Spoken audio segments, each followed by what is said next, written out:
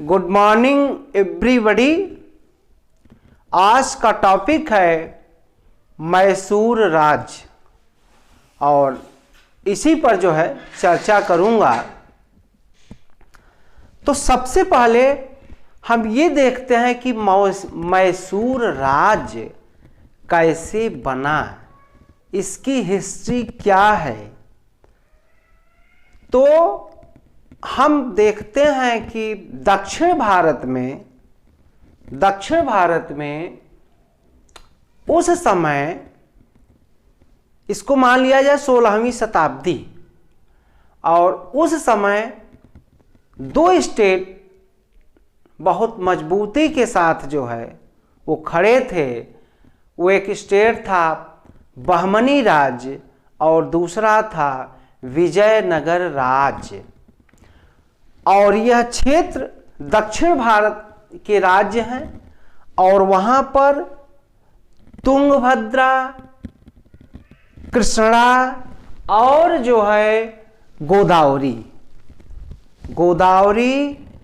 तुंगभद्रा और कृष्णा, यह तीन नदियों का स्थान था जहां पर इन नदियों के माध्यम से उपजाऊ जलोढ़ या खादर मिट्टी थी और जिसके कारण जो है क्षेत्र वहाँ का उपजाऊ किस्म का था। और इसीलिए इन दोनों राज्यों में बहमनी राज्य और जो है आपका ये स्टेट है विजयनगर, बहमनी और विजयनगर राज्य में हमेशा टक्कर होती रहती है, संघर्ष चलता रहता है। और उसी संघर्ष के कारण बहमनी राज्य 5 भागों में टूट गया और वो राज्य थे अहमदनगर, गोलकुंडा, बीजापुर, बरार और बीदर। अहमदनगर, गोलकुंडा, विजयनगर, बरार और बीदर। अब टूट तो गए लेकिन फिर भी आपस में टक्कर हो रही है। और जब विजयनगर राज्य से युद्ध छिड़ जाता था तो ये पांचों राज्य जो बहमनी राज्य के भाग टूट कर बने थे, यह फिर जो है आपस में एक होकर के विजयनगर राज्य से लड़ने लगते थे। और इसीलिए जो है एक दिन ऐसा आया, वह इतिहास में तालीकोटा का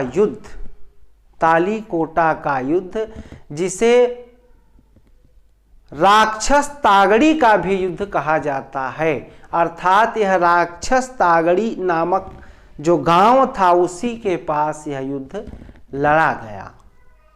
और जब यह युद्ध हुआ तो उसमें जो है विजयनगर साम्राज्य जो है वह समाप्त हो गया, पराजित हो गया, टूट गया, विखंडित हो गया।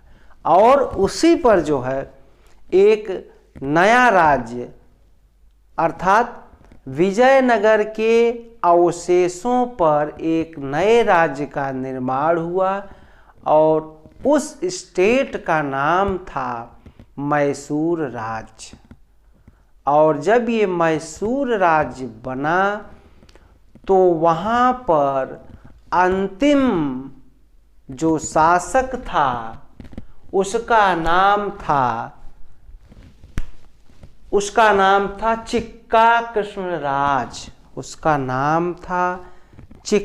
कृष्णराज। और वह जो है वडियार वंश का अंतिम शासक था। वह चिक्का कृष्णराज वडियार वंश का अंतिम शासक था। और आप लोग यह जानते होंगे कि जो अंतिम शासक किसी वंश का होता है तो वह अयोग्य होता है और उसी के कारण उस वंश का नाश होता है, अर्थात वह वंश समाप्त होता है।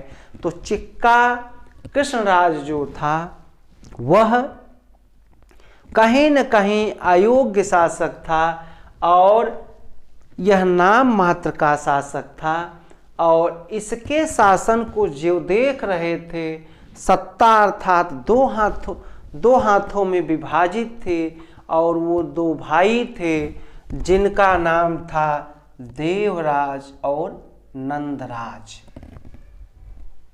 उनका नाम था देवराज और नंदराज। और जो नंदराज था उसी का एक सैन्य अधिकारी था, उसका नाम था हैदर अली। और 18वीं सदी का जो नया मैसूर राज्य बनता है उसका संस्थापक हैदर अली बनता है। अर्थात जब 1565 में तालीकोटा का युद्ध होता है, अर्थात इसे राक्षस तागड़ी का भी युद्ध कहा जाता है, और उस युद्ध के कारण विजयनगर साम्राज्य समाप्त होता है और नया वहाँ पर मैसूर राज्य बनता है। और मैसूर राज्य का जो है वो वाडियार वंश का अंतिम शासक चिक्का कृष्णराज की अयोग्यता के कारण दो हाथों में सत्ता रहती है और वो दो व्यक्ति थे, उनका नाम था देवराज और नंजराज। और नंजराज का एक अधिकारी था, सैन्य अधिकारी, जिसका नाम था हैदर अली। और हैदर अली 18वीं सदी के मैसूर राज्य का संस्थापक बनता है। जब हैदर अली नया संस्थापक बनता है तो अच्छा शासक वही माना जाता है जो अपने राज्य का सीमा विस्तार करे, अर्थात राज्य के जो सीमाएं हैं उसको बढ़ाए। इसका मतलब वह अन्य कोई युद्ध जीते।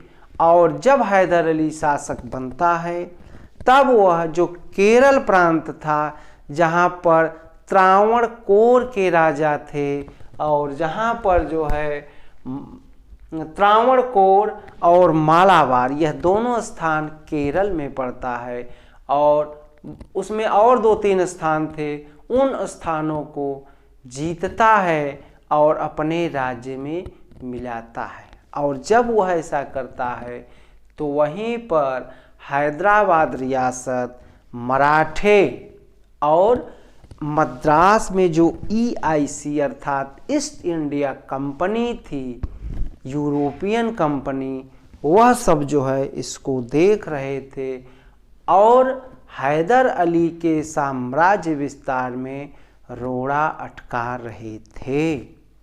और उसी समय जो है EIC और हैदर अली के बीच जो है वह युद्ध होता है। हैदर अली और EIC के बीच युद्ध होता है और ये युद्ध आंग्ल मैसूर युद्ध के नाम से इतिहास में जाना जाता है।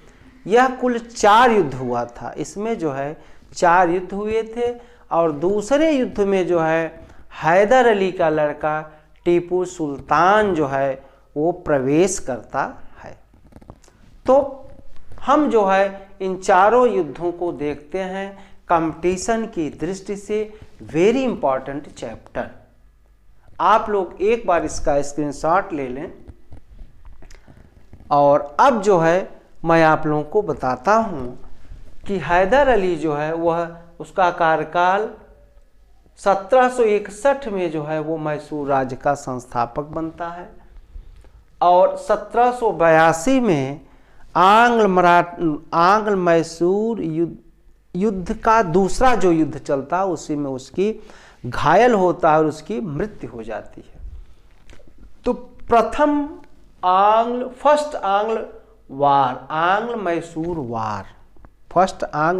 वार यह हुआ था 1767 1767 से 1769 के बीच। और यह युद्ध हुआ था Haidar Ali versus EIC, Haidar Ali versus EIC। और उस समय EIC का जो सैन्य अधिकारी था, जिसके नेतृत्व में EIC ने वार अर्थात युद्ध लड़ा था, उसका नाम था जोसेफ स्मिथ। और उसके कारण जो है इस युद्ध में हैदर अली ने अंग्रेज़ों को बुरी तरह पराजित किया था। उसका कारण ये था कि हैदर अली ने निज़ाम और मराठों को अपनी ओर करने में सफल रहा, और जिसके कारण EIC जो है बुरी तरीके हारती है। और उस समय EIC का कमांडर जो था जोसेफ स्मिथ था। और EIC इस युद्ध को समाप्त करने के लिए वह एक समझौता करती है, ट्रीटी, और वह उस समझौता करती है। उस समझौते का नाम था मद्रास संधि। उस समझौते का नाम था मद्रास की संधि। यह 1769 में हुई थी। इससे जो है युद्ध विराम हो गया, अर्थात युद्ध जो है, युद्ध पर रोक लग गई। युद्ध तो रुक गया, लेकिन EIC अर्थात अंग्रेज बहुत चालाक थे। वह ज़्यादा दिनों तक इस संधि का पालन नहीं करते हैं, और फिर जो है दूसरी बार युद्ध होता है। उसे सेकेंड आंग्ल मैसूर वार कहा जाता है। और यह युद्ध हुआ था 1780 से 1784 के बीच। इस युद्ध जो EIC थी, उसका जो है बंगाल का गवर्नर जनरल उस समय बन गया था वारेन हेस्टिंग्स।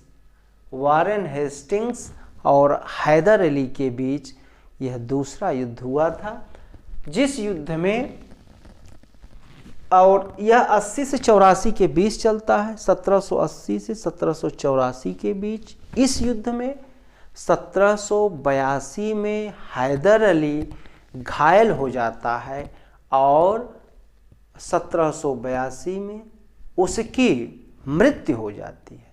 तब इसी बीच, युद्ध के बीच में जो है एंट्री करता है हैदर अली का लड़का था टीपू सुल्तान, और वह मैसूर का सुल्तान बनता है।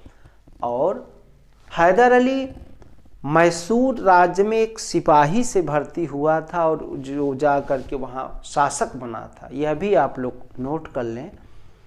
हैदर अली 82 में जो है 1782 में युद्ध की कमान संभालता है, और फिर जो है युद्ध चलता है, 2 साल युद्ध चला। फिर 1784 में जो है वह मंगलौर की संधि हुई थी।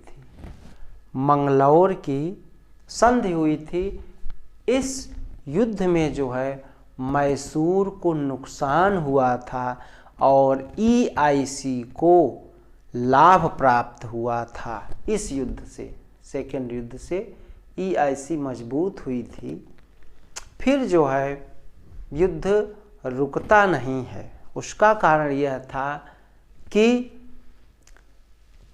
जो टीपू सुल्तान था, वह फ्रांसीसी कंपनी, अर्थात जो फ्रांसीसी कंपनी आई थी, उससे सहयोग लेता था, और EIC जो है इससे खिन्न रहती है, रुष्ट रहती है। इसीलिए फिर तीसरा युद्ध होता है, थर्ड आंग्ल मैसूर वार। यह होता है 1790 से 1792 के बीच। और इस युद्ध में टीपू की स्थिति जो है वह और कमज़ोर हो जाती है। उसकी स्थिति और कमज़ोर हो जाती है, यहाँ तक कि EIC ने, अर्थात उस समय जो है वह इस युद्ध को जो लड़ रहा था EIC के तरफ से, उसका नाम था लॉर्ड कॉर्नवालिस। और कॉर्नवालिस ने जो है टीपू सुल्तान को बुरी स्थिति में पराजित किया। उसकी स्थिति दयनीय हो गई, जिसके कारण टीपू को संधि करनी पड़ी। और इस संधि में जो है, इस संधि का नाम है श्रीरंगपट्टम की संधि, श्रीरंगपट्टम की संधि। और यह संधि जो हुई थी 1792 में, 1792 में यह संधि हुई थी। इस संधि में टीपू के ऊपर EIC ने 3 करोड़ रुपए का जुर्माना लगाया। और उस समय 3 करोड़ रुपए बहुत ज़्यादा धनराशि थी। उस समय 3 करोड़ रुपए बहुत ज़्यादा धनराशि थी, जिसके कारण टीपू सुल्तान को अपने 2 पुत्रों को गिरवी रखना पड़ा था। अपने 2 पुत्रों को गिरवी रखना पड़ा था। अब इससे आप अंदाज़ा लगा सकते हैं कि मैसूर स्टेट की क्या बुरी स्थिति हुई। फिर जो है यह श्रीरंगपट्टम की संधि भी जो है ज़्यादा दिन तक नहीं चली। और तीसरे युद्ध में टीपू सुल्तान को अपना आधा राज्य भी जो है, अपना आधा राज्य भी जो है वह EIC को देना पड़ा था। अपना आधा राज्य देना पड़ा, 3 करोड़ रुपए देने पड़े और अपने पुत्रों को, 2 पुत्रों को गिरवी रखना पड़ा था। फिर जो है चौथा युद्ध होता है, 4th आंग्ल मैसूर वार। यह युद्ध हुआ था 1796 से 1799 के बीच। और EIC की ओर से जो गवर्नर जनरल था उसका नाम था लॉर्ड वेलेजली। लॉर्ड वेलेजली वही व्यक्ति था जिसने सहायक संधि लाई थी। और उसके वेलेजली और EIC के मध्य जो है, वेलेजली और टीपू सुल्तान के बीच जो है वह चौथा युद्ध होता है। और इस युद्ध में टीपू सुल्तान बुरी तरह पराजित हुआ, अर्थात वह जो है युद्ध में मारा गया, वह युद्ध में मारा गया। और जो हैदर अली ने जिस स्टेट की स्थापना की थी, आज वही स्टेट टीपू के कारण, या जो भी कहें, वह मैसूर युद्ध, मैसूर राज्य समाप्त हो गया। और उस पर जो है कब्जा EIC का हो गया। वेलेजली ने कहा था कि हमें शत्रु को जो है अधमरा नहीं छोड़ना है, बल्कि एकदम से समाप्त कर देना है। और यहाँ पर इतिहासकारों में मतभेद है। कुछ इतिहासकार टीपू को एक योग्य शासक मानते हैं, और कुछ जो है शासक वो ये कहते हैं कि हैदर अली के राज्य को डुबाने के लिए टीपू सुल्तान पैदा हुआ था। फिर हम लोग जो है, जो भी हो, लेकिन अब मैसूर राज्य समाप्त हो जाता है। अब हम लोग जो है टीपू सुल्तान के बारे में कुछ जाने, कंपटीशन की दृष्टि से वेरी इम्पॉर्टेंट।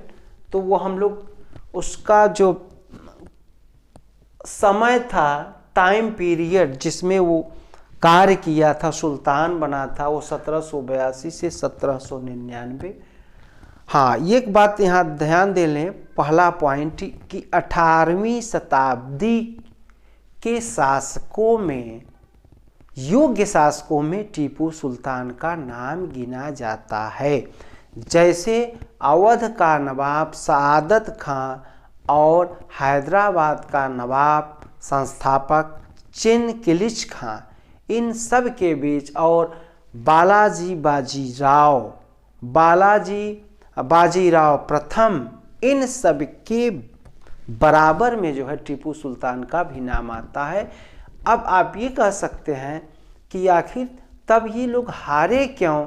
तो हारने का मुख्य कारण था इनकी आपसी फूट, और इसी के कारण जो है भारत में यूरोपीय कंपनियां अपना पांव पसारती हैं और भारत जो है ब्रिटेन के कब्जे में हो जाता है।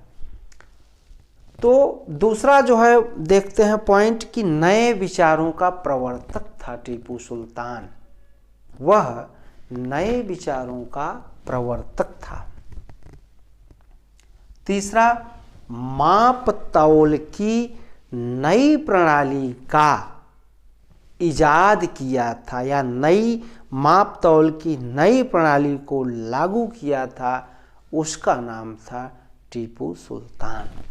फिर आगे जो है उसने एक नया कैलेंडर सिस्टम लागू किया था। उसने नया कैलेंडर सिस्टम लागू किया था। सिक्का ढालने की नई तकनीक, नई टेक्निक उसने लागू की थी, वह था टीपू सुल्तान। और फ्रांसीसी क्रांति में गहरी रुचि लेने वाला कोई भारतीय था तो वह था टीपू सुल्तान। फ्रांसीसी क्रांति जो 1789 में हुई थी, जिस क्रांति का नारा था समानता, स्वतंत्रता और बंधुत्व, इसी के कारण जो है टीपू सुल्तान उससे प्रभावित हुआ था। और वहाँ पर जो एक जैकोबिन्स क्लब बना था, जो जैकोबिन क्लब जो उग्रवादी विचारों का एक समूह था, उस क्लब का मेंबर बना था टीपू सुल्तान। जैकोबिन क्लब का मेंबर बना था टीपू सुल्तान। और आगे देखते हैं, यह जो है वह 1746 में बना था। नहीं, 1746 नहीं, ये गलत है। ये आगे हम देखते हैं, क्योंकि 1789 में तो फ्रांस की क्रांति हुई थी। हाँ, आगे हम देखते हैं कि वह फ्रांसीसियों से बेहतर संबंध स्थापित किया था। फ्रांसीसियों से बेहतर संबंध स्थापित किया था और अपने यहाँ फ्रांसीसी दूतावास की स्थापना उसने की थी। एक पॉइंट आप लोग और नोट कर लें, हैदर अली डिड्डीगुल में आधुनिक शस्त्रागार का निर्माण कराया था। हैदर अली ने डिड्डीगुल में आधुनिक शस्त्रागार का निर्माण कराया था। फिर आगे हम लोग देखते हैं कि जो टीपू सुल्तान था उसने यूरोपियन कंपनियों की तर्ज पर वह मैसूर राज्य की कंपनी बनाना चाहता था कि हमारी कंपनी भारत के अन्य क्षेत्रों में व्यापार करे। भारत के अन्य क्षेत्रों में मैसूर से हटकर वह अन्य क्षेत्रों में व्यापार करे। आगे फिर देखते हैं कि वह आधुनिक नौसेना बनाने का प्रयास किया था। भारत में आधुनिक नौसेना बनाने का किसी ने प्रयास किया था तो वह था टीपू सुल्तान।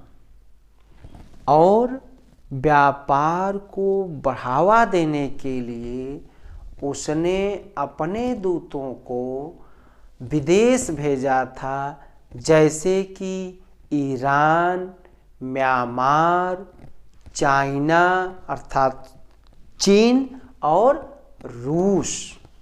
चीन और रूस, ये देखिए यहाँ पर जो है ईरान, म्यांमार, चीन और फ्रांस में अपने दूत व्यापार करने की दृष्टि से उसने भेजा था। फिर वह जो है अन्य काम भी करता है। उसके ऊपर कुछ इतिहासकारों ने कहा कि वह व्यक्ति जो है टीपू सुल्तान एक सांप्रदायिक था, अर्थात वह कट्टर मुस्लिम समर्थक था, क्योंकि उसने जो है वह नायरों के खिलाफ कार्यवाही की थी। नायरों के खिलाफ कार्यवाही की थी। और जबकि एक काम उसने और ऐसा किया था, इससे यह सिद्ध होता है कि वह सेकुलर व्यक्ति था। वह सेकुलर था। उसका कारण ये था कि श्रृंगेरी में जो है, श्रृंगेरी मठ पड़ता है आपका केरल में, वहाँ पर माँ शारदा की मूर्ति स्थापित करने के लिए उसने दान दिया था। एनसीईआरटी में लिखा गया है। तो इससे यह अंदाजा लगाया जा सकता है कि वह सेकुलर व्यक्ति था। उसने नई राइफल्स बनाने के लिए फैक्ट्री स्थापित की थी और वह व्यक्ति था टीपू सुल्तान। और उसने श्रीरंगपट्टम में स्वतंत्रता का एक वृक्ष लगाया था। श्रीरंगपट्टम में स्वतंत्रता का एक वृक्ष लगाया था। तो आज हमारा टॉपिक, हमारा व्याख्यान यहीं पर समाप्त होता है। एक बार आप लोग इसका स्क्रीनशॉट ले लें और धन्यवाद। आप लोगों को कहीं भी किसी प्रकार की अगर समस्या होती है तो मुझे आप लोग कमेंट करेंगे, मैं आप लोगों को बताऊंगा। पुनः एक बार धन्यवाद। चैनल को लाइक, सब्सक्राइब एवं शेयर करें।